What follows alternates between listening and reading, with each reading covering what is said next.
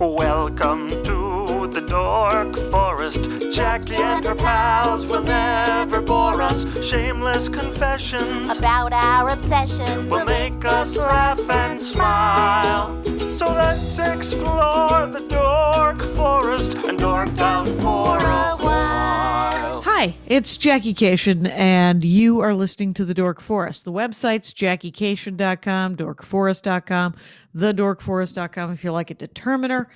Let's do the credits. Patrick Brady's going to fix this audio and video. Vilmos works on JackieCation.com, and Mike Ruekberg sang the song with his wife, Sarah. He composed it, and he will sing his version of the Mexican hat dance at the end of this show. Thank you so much for listening to The Dork Forest. Here's a scoop. I'm doing stand-up online. A lot of Zoom shows will eventually go back on the road. Sign up for my email list. It's easy to get off. It's harder to get on than it is to get off. And no harm, no foul. If ever bored, JackieCation.com, sign up for the email list. You'll find out about my weekly Zoom shows and stand up on the road eventually. You may donate to the show if you would like. I would like. Sure, I would. There's PayPal, Jackie at JackieCation.com, and there is a PayPal button on both DorkForest.com and JackieCation.com.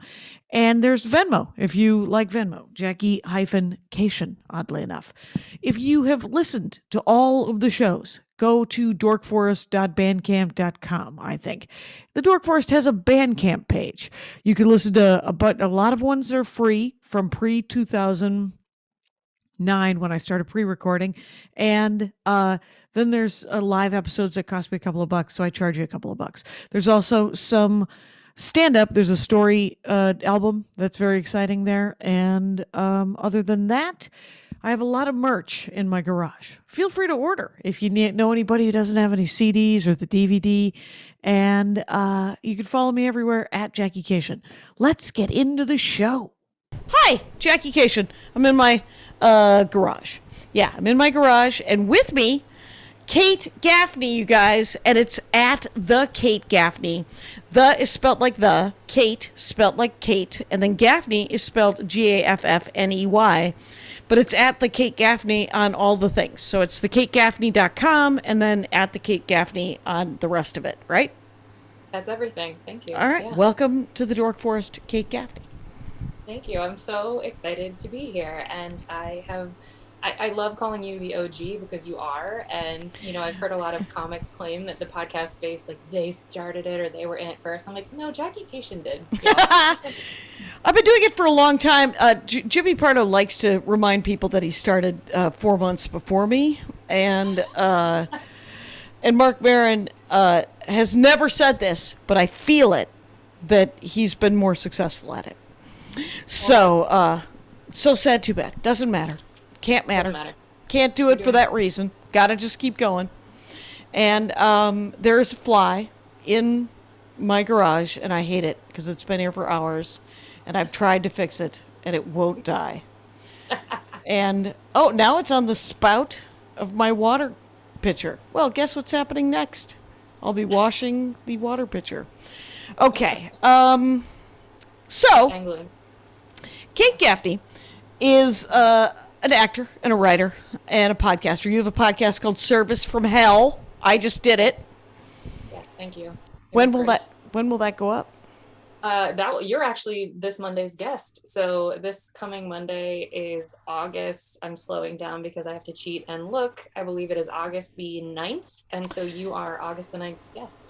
Right. And you are a week from Tuesday's Dork Forest guest. So people will have had a week to listen to it, and then they'll hear this and go, Service from Hell.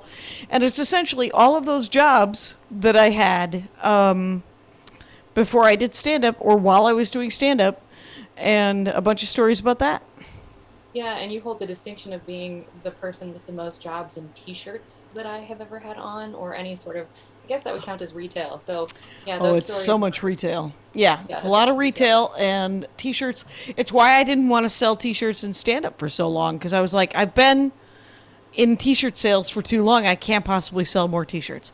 But then I realized that I would like to make the money. But that is also why I use union-made T-shirts, and it's also why I am super weird about the designs and how they can't be lame. I love have that. to only have T-shirts that I would be willing to wear. That's really clever. And when you say union made, you mean like truly like made on Yeah, this soil? made in the United States, in Arkansas. The weirdly enough, the screen printing place where I get them screen printed. So the shirts are union made. The screen printing is not union made. So I know that there are union screen printers out there. I have yet to find them because, but I know that the unions, like the Teamsters Union, has T-shirts. And they have to get them union made at a union made screen printer. Otherwise, there would be some backlash. I wonder why. Gee, and but I haven't yet found. But the screen printing place I go to is a pretty good one. It's in Alabama, and the T-shirts are made in Arkansas. That's lovely. So I try to support the locals. I'm willing to, as the joke goes, I'm willing to wear clothing made by toddlers. I'm unwilling to sell clothing made by toddlers. So that's where we're at with that. Too real, pretty real. Talk to me about now your dorkdom. It's another musical dorkdom. Look forward to it, Rangers. I don't know anything about music. Stevie Wonder. That's right. And, you know, I felt a little weird about bringing it up because I want to be clear that this is appreciation and not appropriation. And I grew up with Ooh. him. So I just want to make it very clear that I am not in any way trying to say that I have any idea about the experience, literally just talking about the music. So. Since I don't know, I can't even name a Stevie Wonder song. And yet I have heard, I know Stevie Wonder songs, right? I get him mixed up with another. It isn't okay. I'm not even going to say who I get him mixed up with because people. Ray Charles, I'm going to throw my computer out. I do not. Wait, they were both blind though, right? Accurate. I only know that they were blind because of stand-up comedy, and they are the blind guys that people talk about when they make jokes about blind guys. Yeah. It isn't okay. That's all I know. So, Stevie Wonder. Yeah, well, I'm about to blow your mind with this shitload of facts. Because, here we yes, go. you are. Yes. So initially, I'm not supposed to say that I like Stevie Wonder because he was born in Saginaw, Michigan, and I'm originally from Ohio. And Ohio and Michigan, as you will know, have a long-standing football interaction that is never positive. And right. Yeah, so if you're in Ohio and you make any sort of nod to the allegiance to the state above Ohio, people will come for you. So I just want to be clear, shut up. It's music, it isn't football. Thank you. Right, it can't possibly matter. What famous musicians are from Ohio? Huh? The Who? Wasn't there some sort of stampede with the Who in Ohio? Probably. Was it? I don't know. My friend Chuck plays the guitar, so there's that. There's people from Ohio. Right, you should be the biggest Chuck fan in the world. But Stevie Wonder from Michigan. Yes, and he was born in 1950, and his original name, and I actually just learned this like a couple weeks ago, was actually Steveland Judkins. And, Steve Land? Yeah, accurate. Nice. Yeah. And a Motown executive was like, we can't use that. So how about Steve? Anybody ever call you Stevie? And his last name was Lugland? What was it? Judkins, Judkins. Judkins. So, yeah, and that same executive, or it might have been a group of executives, who knows, but the urban legend is that that a Motown executive was like, how about Wonder, and just literally came up with that, and the irony of Wonder. So, you know, it was a golden age of changing people's names. 100%. Everybody had a stage name. That was a real thing. And how old was he when he changed it to that? Well, he was discovered at 11. And his first album came out at 13. So probably between those ages, I don't know the exact age. So like 1960, 62? Yeah, right around then. Mm-hmm. What? Yeah. Okay. So he was signed, because he was a child, they called him a musical prodigy, which they credit to the fact that, so he, as we've mentioned, he and Ray Charles were both blind, but Ray Charles, he became blind at the age of 7 from I forget, it was like a glaucoma, juvenile glaucoma or something like that. Bummer. And so he had sight up until the age of 8, but Stevie Wonder was born 6 weeks premature, and then the oxygen in the incubator overexposed his eyes, and so it detached his retinas and made his eyes stop growing. So part of why he wears sunglasses is like Ray Charles still has the rounded shape of the eye. Yeah. And Stevie Wonder has a concave. Is Stevie Wonder still alive? He is. Yeah. Okay. Ray Charles is not. Stevie Wonder still is. Yeah. Okay. Yeah, he's 71. And listen, we're gonna meet, and he's gonna divorce Tamika. No offense, Tamika, but like he's definitely gonna divorce her, and then he's gonna be like, "Hey, Gaffney, I've been waiting for you," because he is my first and biggest crush of my whole life. Really? So, oh yeah, still, yeah. People, because you're 11. You're 11 right now, and he's got to be 40 years older than you, right? 50 years older than you. Yeah. He's 71, and he would come on the Oldies channel, 103.5 in Cincinnati. What up? Sure. All those DJs. We would listen to that in the car and rock to it. So I really liked a lot of Christopher Cross and like Stevie Wonder growing up, and thought it was there. I thought it was like, doesn't everyone listen to these amazing jams? And all of my friends were like, no, we're listening to New Kids on the Block. Like, no, this is not for us. So I fell in love with him then through the music. And so I would just tell my mom and dad over and over, oh, I'm going to marry him. Like, I'm going to marry Stevie Wonder. And I would get hot if you told me, or if they told me, anyone told me, if they giggled and just, brushed it off as like a childhood. Oh, straight face over here, Dork Forest. No, dead serious. You okay. Yeah. Thank you for supporting that. And respecting your dreams. Thank you. Appreciate you, and appreciate the fans for doing the same. And yeah, I would get real hot. And so I would be told like, okay, yeah, whatever. So long story, I had a cough, and I decided I needed way more Robitussin than I did need. I found it in the closet. I drank it all. And of course I had to go to the ambulance. I was very drunk. I was very young. And I kept repeating, this is how they knew I was drunk. I just kept telling everyone that I needed to see Stevie Wonder. I was going to marry him. Like, where was he? How old were you?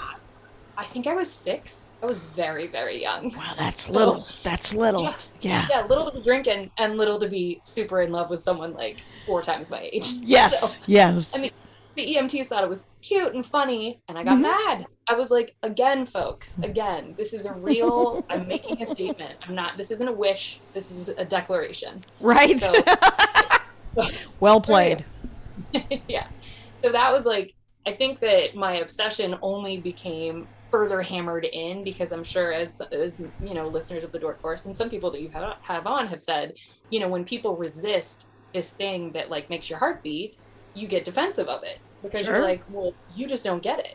So I'm not wrong, you're wrong. And so my obsession we went further down the rabbit hole.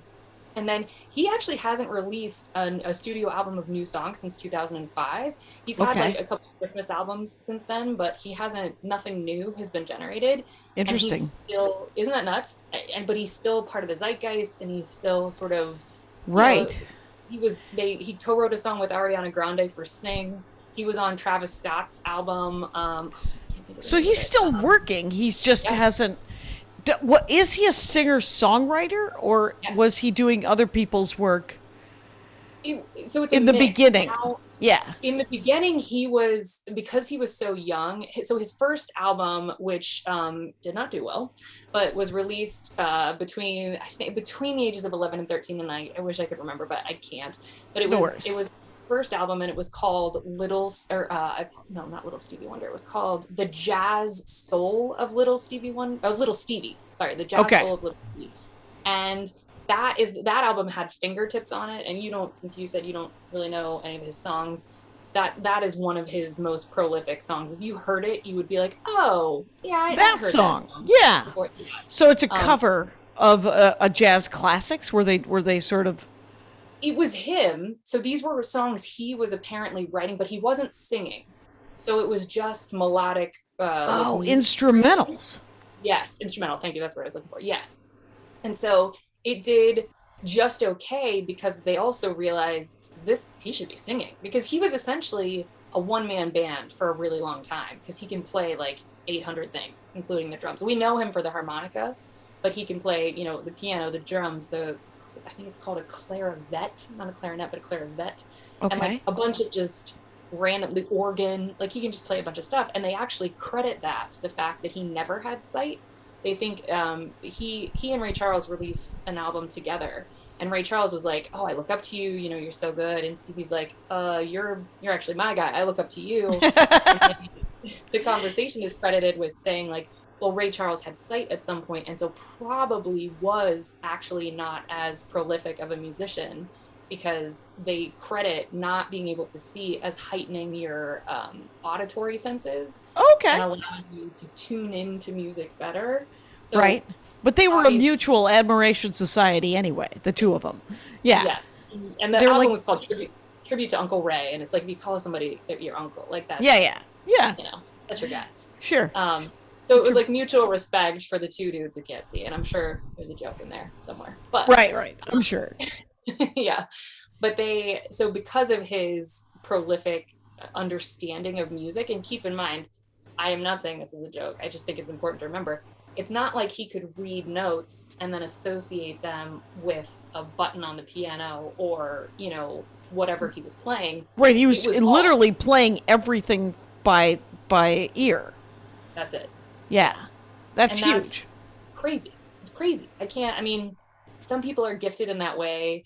Like, I'm sort of more of an auditory learner, but if you told me I had to learn every instrument just by listening to other people play it, I'd jump off a bridge. I couldn't do that. So so he wrote music, and then did he write it in Braille, or did he play it and then someone transcribed it, I wonder?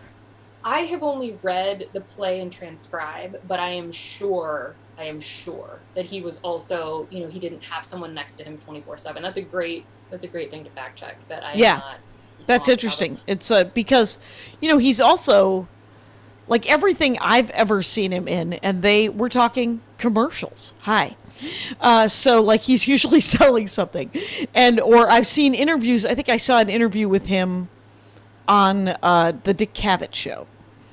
Okay. Like I've seen him, and he's been on Johnny Carson, right? Like I think when I was growing up, I saw him on a lot of talk shows, you know, sort of like Conan or Fallon or whatever, and he would play, but he would also do panel, and he clearly was educated. I mean, like, because the thing about the blind, which I don't know anything about the blind either, but except for that they're not dumb, they're just blind. Right? I mean, they could be taught any number of things, right? And I've always wanted to be able to read Braille, just because I think it would be harder to learn Braille if I were blind than if I learned it now and had association. Yeah, there's truth to that. It's the same with I have a couple friends who are fully deaf, and they can read lips so acutely. Right. And, you know, that's a skill that I've tried, and I can sort of do it. But I think when you don't have another option, you're just going to get good at that thing. Or you're Right, gonna because suffer. you'll have to. And you have to, you know, and, you know, like if I were interviewing Stevie Wonder right now, I would ask him if he read any fiction. And I would want to know, you know, because I actually now I just kind of want to figure out what the different, because I was studying Morse code a little bit in quarantine, trying to figure out how to do Morse code. It fell by the wayside pretty quickly. We're talking 3 days, but it was an interesting. Like, yeah, I had a lot of downtime when we were in lockdown. So and anyway, so that was his first album, and he had written the music for that. Yeah, and back to what you were mentioning about the Braille. So I had a piano teacher. I'm horrifying at piano. Nobody, please don't call me a piano player. I'm not. But she had little stickers that you could put on the keys, the individual keys, that actually were the Braille equivalent. So A, B, C, whatever, you would feel it. Yeah. And so that's an So you could interesting- know what the note is that you're hitting. You're like, oh, that's a C, and that's middle C. And it would have whatever the dots are that would require him to know that, or anyone. Yeah. So I wonder, I would assume, you know, if my piano teacher in my small town had that, I would imagine, Stevie might have had keys that were made into it as opposed to the stickers that we had access Yeah. to. But yeah, so his first album, written, came out when he was 11, but there was heat around him because also at this time, with Motown, it was the resurgence of Black music being able to be performed by Black performers. It wasn't the era of, what we would now look at as like Elvis, for example, has been accused of taking, a lot of soul music and making it his own and presenting it as if it were music from a white person, whereas Motown represented, no, Black people get to perform the music they are actually that they wrote. Yeah.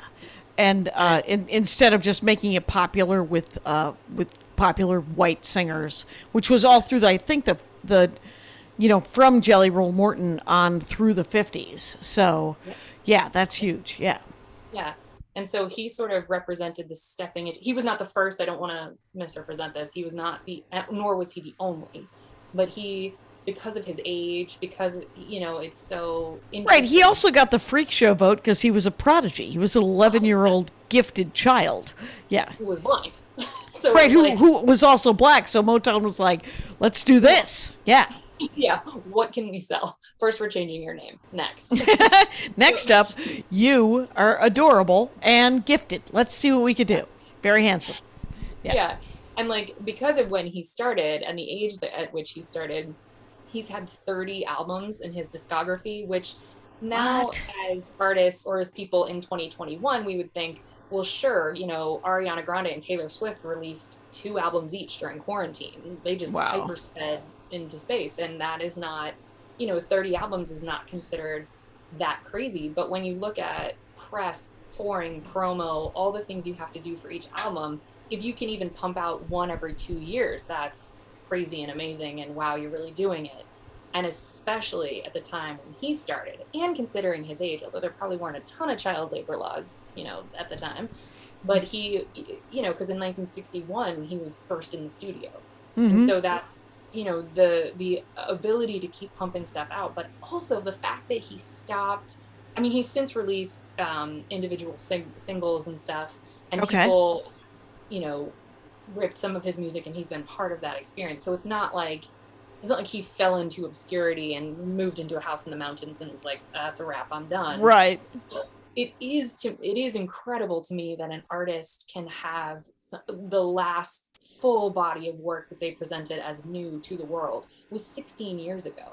Right. I mean, that's nuts to me. Right. And I think that just speaks to the prolific. I mean, it's so the reason I bring that up is because he's had 30 albums, but he could have had, in theory, he could have 40 plus because he stopped releasing full albums. Right. He could have done another 7 albums every 2 years for the last 15 years.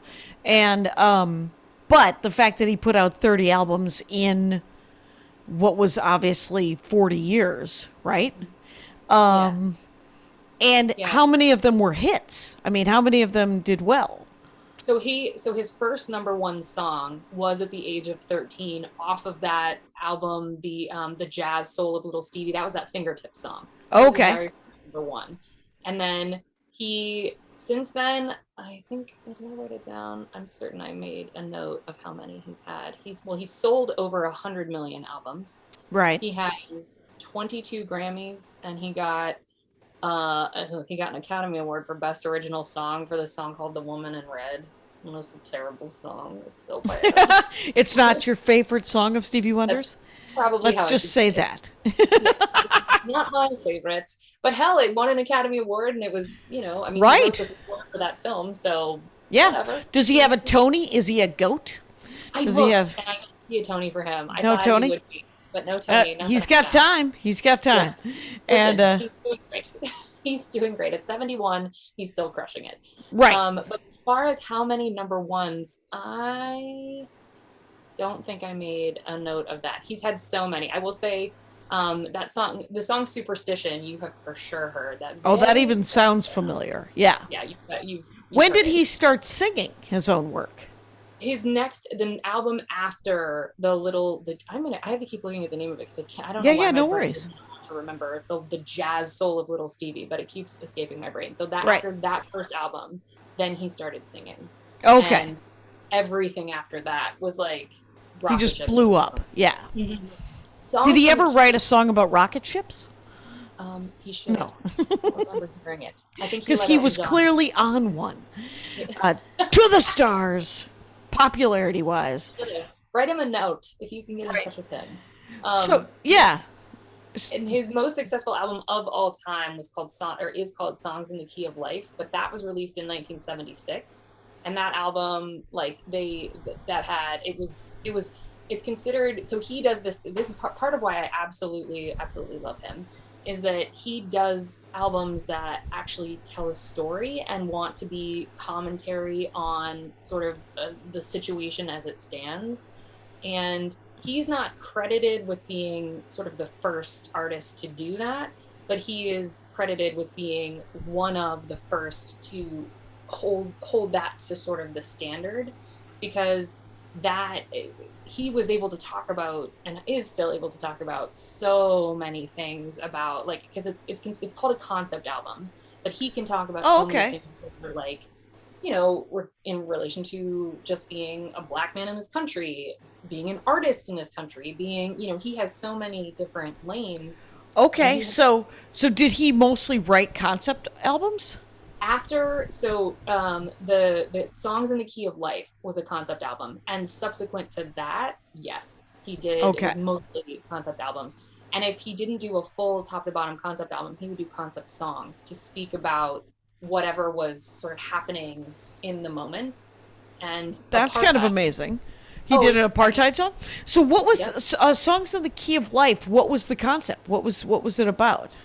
It was a commentary on the country at the time, and since it came out in 1976, it's a discography of, like, I think it ends up being 4 records, 2 CDs. It's huge. Wow. And there's so many songs on it. And it took 2 years to develop, and he's commenting on sort of the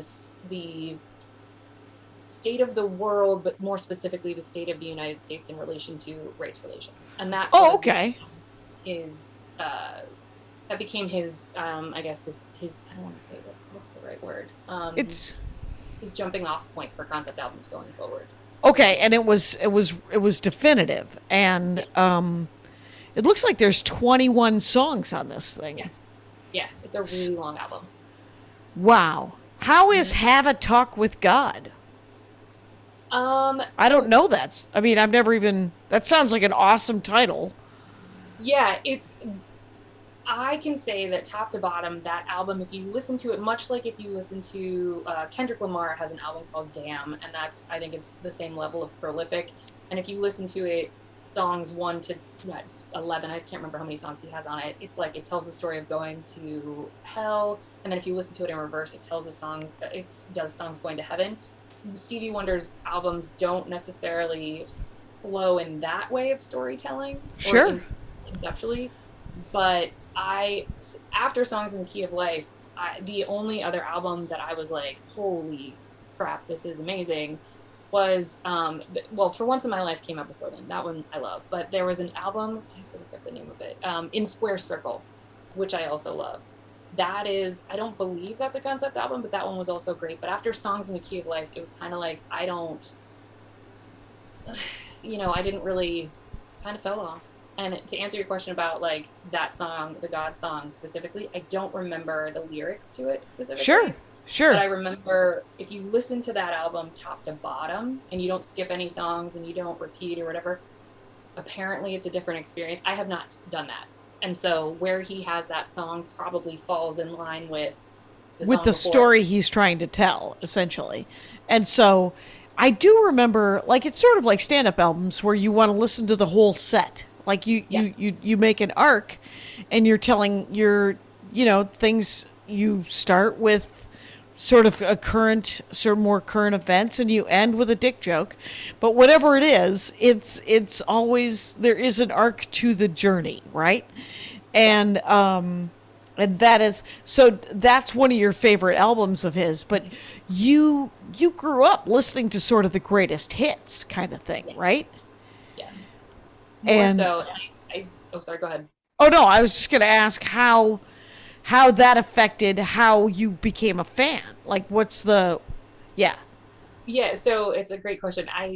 There were a couple songs where I think the reason I fell in love with him was because I was so convinced that he was singing to me. Like I was like, oh, he wrote the song for me. Like talk about a fucking egoic experience Yeah. with me. And I was like, thank you, Stevie. Like, yes, I am lovely. Thank you for saying that. Like so after listening to like For Once in My Life is my favorite song of all time of his, and then She Lovely falls right under there, and so those two songs, because they were so joyful and happy, I for sure connected that way. Okay. But my dad's best friend was a black man, and I grew up spending a shitload of time in his house, and we played with his son all the time, and like his son was my first like alive person that I have in contact with crush, and so I attached. He would play What? Who wasn't a famous musician 40 years older than you? Sort of your first human, actual person that you liked?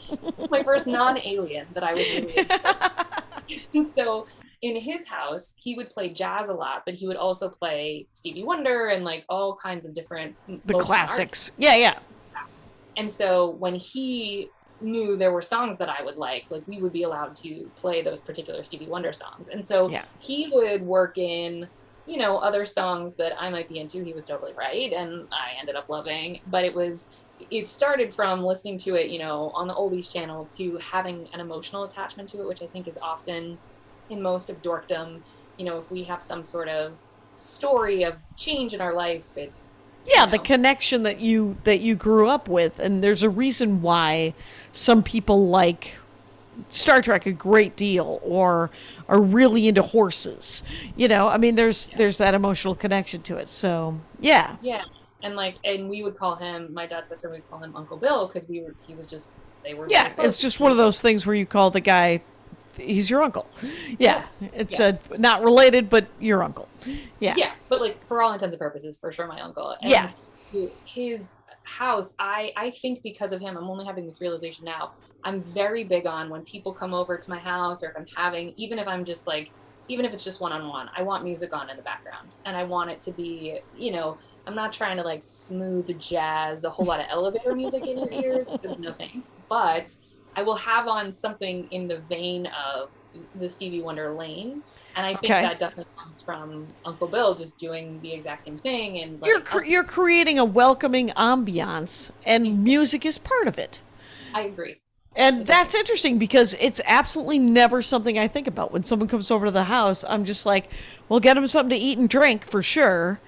And that's the only thing I think about. And then, but music is something that people, it just makes people feel more at home, especially if you listen to music in your house. Like some people have the TV on all the time. Other people listen to music a lot. Do you listen to music when you're... All the time. If I'm awake, it's on. If I'm not listening to an amazing podcast like this, I have on music. It's one or the other. You guys... Kate Gaffney just plugged the Dork Forest in the middle of a sentence. So let's plug the Kate Gaffney. It's at the Kate Gaffney. I'm talking to Kate Gaffney. She has a podcast called Service from Hell, and it's about the service industry and different stories that different people... What's the log line? How do you plug it? Service from Hell? Yeah, I say it's customer service stories from people that are either in customer service or have the lucky fortune of getting out of customer service, and all the good, bad, and infinitely irritating things that go along with that work. There you go. So it's a super fun podcast, and it's thekategaffney.com. We'll have links to all the things that you might possibly want to take part in with the Kate Gaffney. Anyway, so keep going. Stevie Wonder. Did he have siblings? I don't actually know that. Like, what's his family jam, right? Like, did his parents go, he's really good, get him out in the front? His mom saw something in him, is how it was described, and there's not a lot of info that I know of or have been able to find about her specifically. I'm sure someone's written like 62 books on her and I just haven't found it. Sure. But his early life, I think that, I'm trying to look and see if it mentions his mom a lot, because he was the third of 5 children born to Lula Mae Hardaway, and the second of Hardaway's 2 children with Calvin Judkins. So, Okay. Judkins, that would explain that. That's interesting. So he's a middle child. Yes. But a prodigy, yeah. A prodigy, and when he was 4, his mom divorced his dad and moved them to Detroit, Michigan, where he sang in the choir at Whitestone Baptist Church. And so, much like, what's interesting is, you know, a lot of singers that we can point to even now, including like Christina Aguilera and Pink and, you know, Britney Spears, they all sang in their church choirs as well. And there's something about Whitney Houston. She was a church choir. It's a big starting off point for a lot of singers, the church choir. That doesn't happen so much in the Armenian church. You have to, the church choirs that I was in the church choir. You were? For many years. It was terrible. And, which is weird because I could read music. But the organ player, we were a mess. We were a mess of, and here, let me give you a sample of one of the great lines. Der vor mir. That's it. And it means something like, God's on his way. It's going to all work out. It's an Armenian. And so, so I think that it's, in some churches, it really does, depending on who is running that church choir, you can really, especially if you encourage children, you can nurture talent. You can really nurture some talent. Well, and you also, I mean, there's a shitload of breath work that you have to do in that, and you sort of learn how to, if you are a child and you want your voice to be recognized in this group of, in theory, really strong singers, you gotta say it with your chest, like sing from that diaphragm, find it. And I think that teaches you, I mean, it's sort of training for your lungs and it's training for all things, but that teaches you how to utilize your breath when you're in the studio versus on stage versus in an intimate space of 30 people. You know, I think you learn, it's interesting. It's another connection I'm making right now. It's an interesting thing that I hadn't thought about with, you know, just learning singing in general, but specifically choir singing. It's a really interesting. Yeah. And the range, you're usually singing a variety of different kinds of music. And so that's cool. So he was in the choir when he was 4? Yes. Well, when he was 4, they moved, and she put him in the choir. And then that feels early. That feels, hey, do you want to? But the good thing about the choir is you don't have to sit in the pews. You can spend more time sitting. That's why I was in the choir. Hello.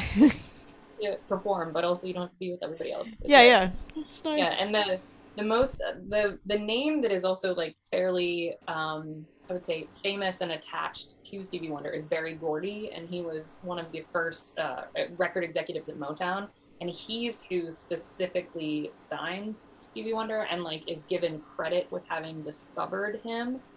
But the reality is, as is often true, it was his mom who was like, you know, I think you're good at this. I think we need to, do something with this. Right. And so what's tough is that it's sort of when you're multi-talented in the way that he is, and I think a lot of, I think comics probably walk through this too, of, like when Jim Carrey wanted to transition from Liar Liar to Eternal Sunshine of the Spotless Mind, everyone's like, Jesus, like you're an overacting comic, like what are you doing? And then he crushed it in that role. And it's like, great, we contain multitudes. We're able to we're allowed to do these things.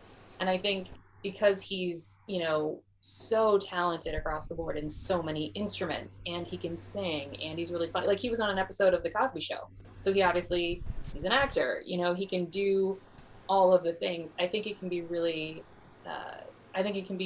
easy to be like, oh, well, he's that guy that just does that one thing. Just that one thing guy. Yeah. Yeah. And I think we do that with artists a lot. I think we do it with comics all the time. Like, right. Right. Just be funny. It's interesting. It's one of those, I think that they do it in more colleges now than they did, but they were just introducing it when I went to college, which was, they were mixing up the different studies. There was like I got a science credit class. It was called the History of Science. And I needed science credit, and I'm terrible at science. But if I could hear the history of science, I would learn a little bit of history. I mean, a little bit of science and a lot of history about like the scientists. It was essentially like a biography class about different scientists. And so you learn the history, the science that they came up with, Copernicus and whatever, but you would also just get a good story about, you know, how they were murdered by their governments or their churches, right? And it's so I think that you know, giving people, there are many irons in the fire, and like you see Steve Martin plays the banjo, right? Or a lot of these actors will paint, and yeah, like I would like to also write novels. What that would mean would be me writing a novel. What I really want is to have written a novel. What? Anyway, so I'm tracking. Yeah, and I think that, you know, like, from an art perspective, I think that he is someone who I think we don't recognize, or I think because I'm not in music, it's hard to know the sort of multi-generational nods that artists give. And like Stevie Wonder's the beats and stuff, like he's known for sort of downbeat, slower R&B kind of rhythm. You know, he has faster songs, but for the most part, if you think of him, you're not thinking of, you know, death metal. You're like, oh right, this is sort of downbeat. Right, that's the kind of music that he writes. Yeah. Right. Yeah. And so I think, you know, his influence on, you know, like I mentioned before, Travis Scott or, you know, Ariana Grande or whomever else has either sampled either his beats or used his harmonica skills or used, you know, any of the things that we sort of know him for. I think that because of his staying power, he's been able to be featured in myriad ways of, oh yeah, you also have this talent. Oh, you also have this. Whereas now success is so flash in the pan, and it's so, you know, it's influencer driven, sadly, or it's, you know, it's driven by very quick, get in, get out, you get your 15 minutes, that's it, leave. When someone has the staying power that he has and the generational influence that he has, I feel like that alone is worthy of some sort of acknowledgement, you know, because I think it's easy to be like, oh yeah, no, Stevie Wonder, like he's great, he's got a lot of hits, he's like, wow, he's got all these streams, he's blah, blah, blah. But I do think someone of his prolific level that comes once in a generation. I mean, Whitney Houston, in my opinion, you know, who died way too soon, she had that. And I think there are sometimes artists who come sometimes once in a lifetime, but definitely once every 10 years that you're like, or 50 shit. or 50 years. Or 50, yeah. Yeah. I wonder if Stevie Wonder, like in these last 15 years, if he has taken up other mediums. Right? Well, that's a great question. He, I will say, much to my forever regret, and I will never get over it. And I wrote it down. I was like, I gotta do this. Oh yes. So I attend, or when more pre-pandemic, I was attending the spiritual center called Agape, and it's like, you know, oh yeah, non-denominational. It's really great, right? Love it. Stevie Wonder is friends with the head of that spiritual center, Michael Beckwith, and Michael's mother passed away, and I was going pretty regularly for a long time. And then there was this one Sunday where I was like, no, I'm good. Like, I'm sleeping in. I'm not with this. I'll watch it later or whatever. Or maybe I just won't even deal with it. I get a text from a friend who was there, and is like, Kate, you're going to walk out into traffic. And I was like, what? What's going on? And she goes, Stevie Wonder is here on the piano playing a tribute to Michael Beckwith's mother right now. And if you get in your car and come here, it will be done by the time you get here. And I was like, I'm officially going to walk out into traffic. This is the saddest thing I've ever heard in my life. Yeah. But she did make up for it. I will say, shout out to my friend Natalie, who's the best. She surprised me. So he does a Christmas concert because he's the fucking best. Yeah. At the Forum in Los Angeles, every year he does a toys. I think it's not associated with Toys for Tots, but he does a toy. But it's like that, a toy drive? And it's a toy drive for underprivileged children or children with less access, specifically in Los Angeles. And kids who need toys. Kids who need toys, which... Oh my God, get them some freaking... Yes. I'm pro-toy, quite honestly. Yeah. Who isn't, right? That's a good thing. And so he does this concert series, and I think it's just, it might just be one night, but it might be the whole weekend. I don't remember. But you bring a toy, You do the whole thing, and then he plays, but he brings out the choirs that he has gone on tour with. He brings out local LA choirs. He brings out kids choir. I mean, it is a spectacle. Yeah. And so after I missed being, 20 feet from him and proposing marriage to him, which is my only goal, my friend surprised me, and she was like, you need to clear your schedule for this like random Saturday night. She's like, we're going to do Christmas things. And I was like, cool, that sounds great. And she's like, but you have to close your eyes and a bunch of our friends are coming. And I was like, well, does everybody have to close their eyes? And she was like, nah, just you. We're just doing this thing. And I was like, okay. And I literally had no clue, just no idea what was happening. And I was like, and up until this point, I had never seen him live in person. And so everyone would always ask me, they're like, haven't you gone to a concert? And I'm like, no, I just haven't thought about it. I love him so much, but I just haven't, whatever. So I already, I blew the lead, or you already know where this is headed. But we get in the car and my eyes are shut and I'm driving. My friend's like, are you sure they're shut? Because I had to keep them shut for the whole ride. And she lives in Santa Monica, and Santa Monica to the Forum is not close. And so I'm like thinking that I just had no idea what was about to happen. So right.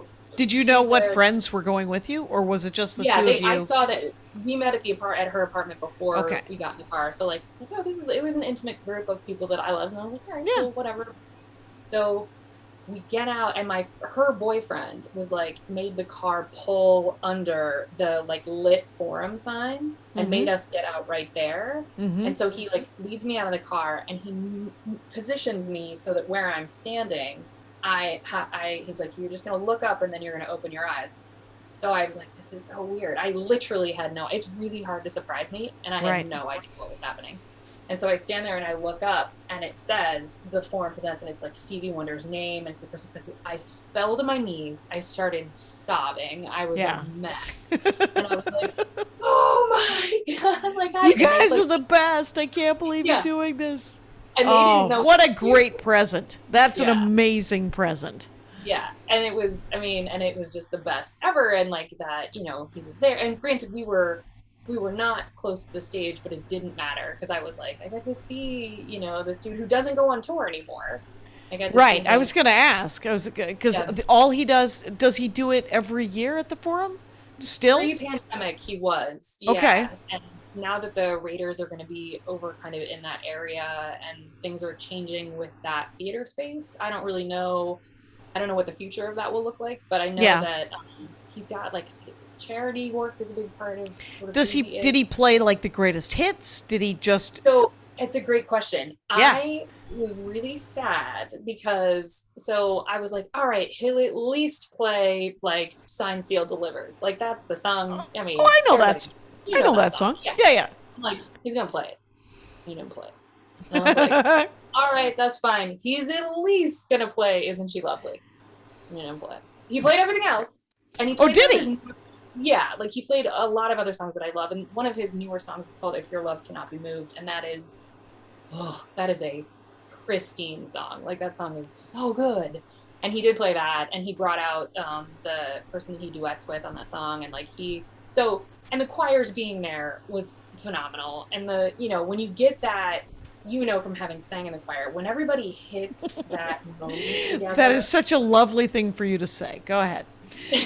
You muddled your way through the choir. But when you like hit that, I don't know, you just get chills when you're like, oh, everybody's hitting the same note, riding the same wave. Like we have the same goal of making this experience amazing. Yeah. That kept happening with the various choirs he would bring in and take out, and it was that part was unbelievable. But I kept thinking, like, I ain't here for the fucking choir. I'm here for you, sir. Could you just do a solo, please? This is a lot. But no, it was the best. And so since then, like with my nieces and nephew, they only know the Happy Birthday song as Stevie Wonder's version of the Happy Birthday song, because I play it every year on their birthdays. I'm like, this is the song for you. For them. That is hilarious. I did not know that he has a Happy Birthday song version, and now I will have to look that up. I just remembered what I can name, and this is not a cool Stevie Wonder song. This is the most uncool Stevie Wonder song. It's Ebony and Ivory. Oh, that's a great song. It's a great song, but I only remember it because I remember there was some tiny scandal when someone who wanted to ruin the song said, they didn't record it they didn't record it as a duet in the studio. They recorded it separately in different countries or something. And I was like, well, they live in different countries. Why wouldn't they? And I think Stevie Wonder was living in Barbados at the time or something. And you're like, yeah, he's going to record his part in his studio, as Paul McCartney's going to record his part in his studio. But I do love that song. That's a great song. It's about pianos, and it's about race. What? I know. It's like that would work on a concept album. That's crazy. It would work on a concept album because it's got several layers of meaning behind that song. I love a song with some meaning. Me too. And I think that's like another, that's how he uses his platform. And I feel like, I think it can become sanctimonious if you're not careful. Like, I think that as an artist, it's very easy to dip into that, like, I'm gonna let people know kind of space. Yeah. And I don't ever feel like he did that or does that. It's interesting that you say that a lot of his stuff talks about, the real issues of the world, because I don't remember ever thinking that he was that guy. But I knew that he was just the good example of, like, he was just an amazing musician who was also held up as some sort of good role model, which is probably institutionalized racism in my head, where he was just like, oh, he's one of the good ones, and you're like, well, fuck you. But it's just like, but it's good to know that, that because it's cool because he's been an inspiration to so many generations at this late date, right? He's just, and I love that he's still alive, and I hope he's painting.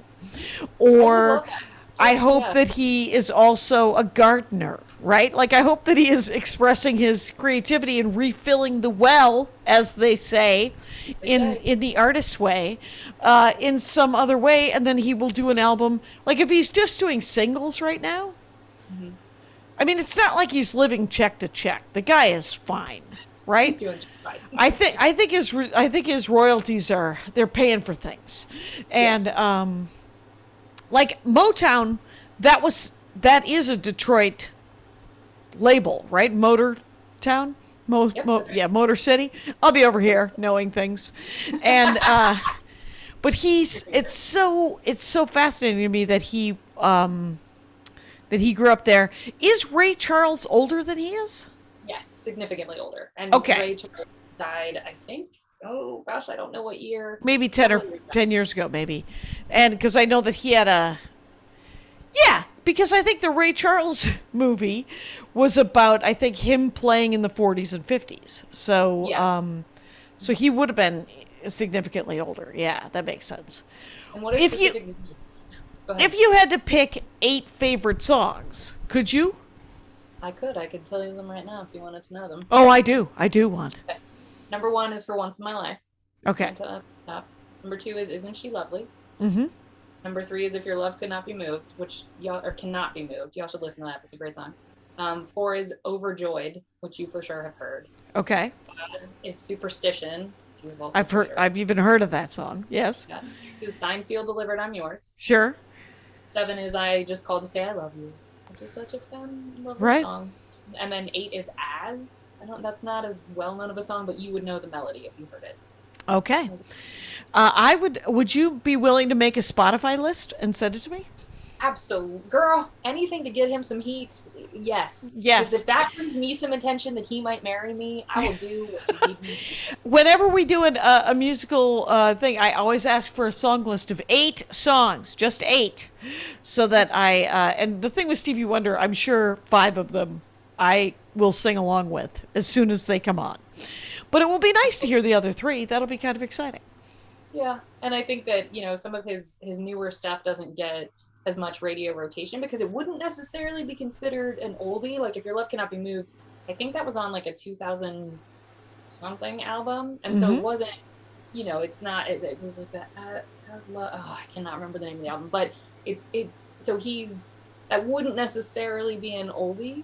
Yeah. And so it's like where he fits in that And also, he owns a radio station in Los Angeles. And Oh, does he? Yeah, and I cannot remember the numbers of it. I should know it, and I don't. Does he play his own songs? Sometimes. Good for him. Yes. Yep. I'm like, this is your platform, sir. You do you. Right, and I have to tell you that there is a Sirius XM channel that is dedicated entirely to Elvis Presley, and there should be one dedicated. If he has 30 albums, 30. yeah, there should be no problem. And with having a Stevie Wonder, or even a Ray Charles, which is what I almost accidentally said, or a Billy Joel one. I don't care. It should be any number of things. You know what there should not be? A Harry Chapin one. That guy wrote a sad sack song, man. I loved him so much in college. That's because I was a little depressed for about 4 years. And if you want to be depressed, you should listen to some Harry Chapin. Okay. Because that guy, talk about telling a story, and it isn't a positive one. It's a sad story about some slice of life, Taxi, Cats in the Cradle. These are two very famous Harry Chapin songs about people that have made terrible life choices. They're always some song where it's just a bad idea. So we're almost at an hour. So are there stories you want to tell? Are there things that you have not told me about Mr. Stevie Wonder? Meeting him, concert. I just, there's not necessarily a story I can think of, but I will say that when I have dated some relatively uncreative, although that's probably unfair. Shout out to all my exes. May they be blessed and move on. But thank you next. It's okay. You next, hardcore. But they have, when they want to be like, come up with a, creative gift for me, they'll find out what my favorite movie is or my favorite whatever, and they'll do that. Not one of them, none of all of the dudes I have dated has ever done anything in relation to Stevie Wonder. And you can't keep that dude's name out of my mouth. Now, granted, I'm not like every day like Stevie Wonder. I'm not an insane person. Well, I'm a little insane, but I'm not. But it comes up. Yeah. And it's your conversation. Yes, and it's probably playing in the background a fair amount of time. It for sure is most of the time. So these hints, they are not subtle, Jackie. They are not subtle. And no one has ever done anything. And I'm not trying to be a brat. Like, I'm grateful for every gift I get. But yes. like, you can't get me a t-shirt that says I love Stevie Wonder. There, nothing.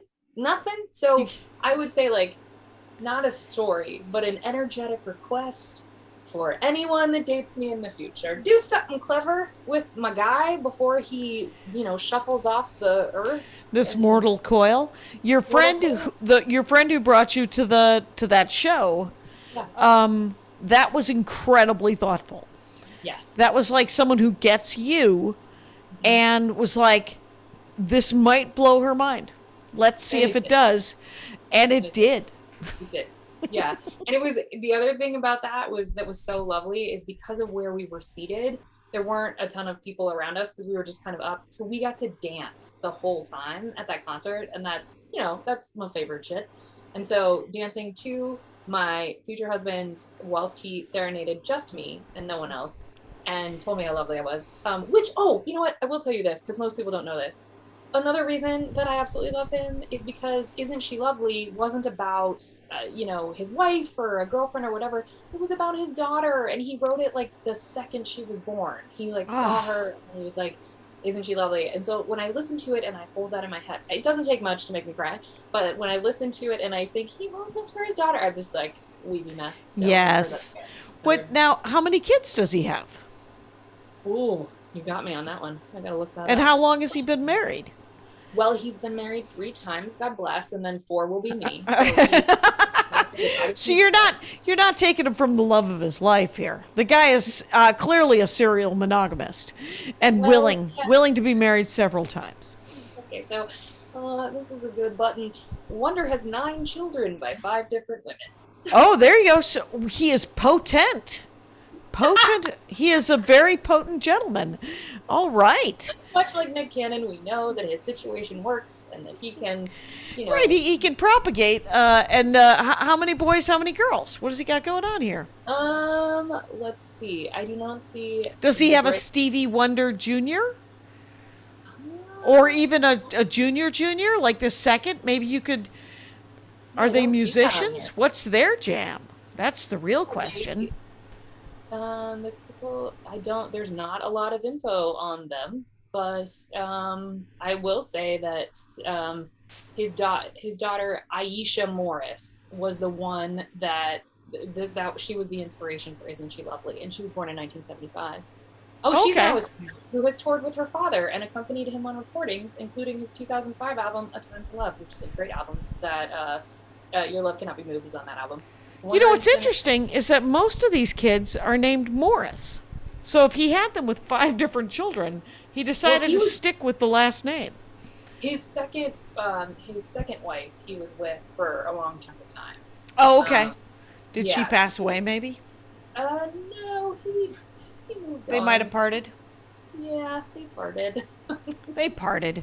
Well, it's lovely that he has a lot of children around him in his twilight years. That's, like I think about my dad and how he in my life with his children, he has not always been there. He's been there financially. He was always he was a 50s kind of dad where he's like, I gotta go, but here's my check. I'll be right back. And don't forget to raise the kids. Gonna be right back. I'll talk to them when they have something to talk about. I don't want to talk to them. They're children. I don't want to. All right. Exactly. So, but now that we're all adults, we're pretty much, we're everybody calls them. Everybody keeps in touch. Even my brother Scott, who hadn't talked to him in like 25 years, showed up around 5 years ago when he was on his deathbed and then did not die. My brother Scott was like, all right, I'll go see him. And so he went and saw him, and then he didn't die. And my brother Scott's like, no, I did the thing. No, I'm good. I don't need to. Ain't that a bitch? I did it. Yeah, I did it. It's fine. I've seen all of you. We don't need to talk. It'll be all right. We'll be connected on Facebook. Enough. And he's, my brother Scott, very cryptic about his own health all the time. Anyway, but so it's nice that Stevie Wonder has many children, and it looks like they're good-looking people. Maybe you could marry a child of Stevie Wonder. I didn't even think about that. Now, would it that be might weird? be more age appropriate, is what I'm saying. I mean, probably. However, I feel like if ultimately I was like, I had these like weird, aggressively sexual feelings for your father, I don't know. Right, they may not be interested in you, is where it may all fall apart there. It's, right, if you were attracted to my dad and wanted to get with me, that would be weird. You are correct. Yeah, that would be super weird. But I appreciate the focus. Now I'm going to look all the kids up and be like, who can I holler at? I'm a bit of a matchmaker. I'll see what I can do. Sure. By the way, Kate Gaffney, it has been an hour. It has been a delight having you on the Dork Forest. What a fun pleasure to be on. Thank you. Stevie Wonder, plug and play, man. This was a very quick hour, by the way. And then you'll send me a list of 8 of your favorite songs of his. And via Spotify, I will repost that. And Rangers, you'll get to listen to Kate Gaffney's, the Kate Gaffney's, favorite 8 Stevie Wonder songs. And feel free to email me how much you love this episode, because she would love to hear that. Anyway, you guys, you know the rules out there, Rangers. Take care of each other. My hat, my hat, my hat. They're dancing around my hat. My hat, my hat, my hat. Well, what do you think of that? If it looks like a Mexican hat dance and it sounds like a Mexican hat dance, it's most likely a Mexican hat dance. So take off your hat and let's dance. Yay! Oh my God. Why don't we just call that as the end of the show?